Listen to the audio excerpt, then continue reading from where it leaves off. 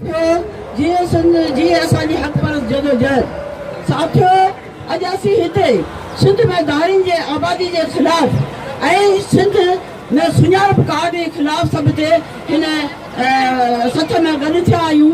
असांजो मौक़िफ़ आहे, असांजी हिकिड़ी ॻाल्हि आहे जेका इहा आहे त हिन सिंध में जेके धारी आबादगारी पई थिए उनखे हिकदमि बंदि कयो वञे।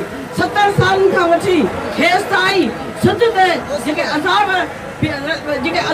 थिया विया आहिनि, जेका वहशतनाक हमला थिया आहिनि, जेका बरबरत थी आहे उनजो मिसाल मिलणु तमामु मुश्किल आहे। 70 सालनि खां वठी मुख़्तलिफ़ टाइमनि ते वक़्तनि बि वक़्तु हिते धारियुनि जा कटक सिंध में आबाद थियण लाइ ईंदा रहंदा आहिनि।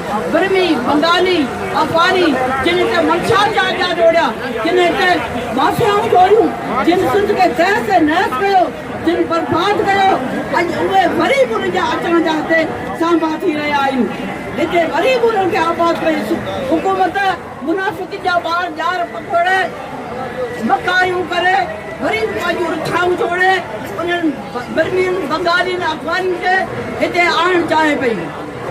हिते सिंध खे अक़लियत में तब्दील कयो वियो आहे, सिंध खे यतीम खानो बणायो वियो आहे, सिंध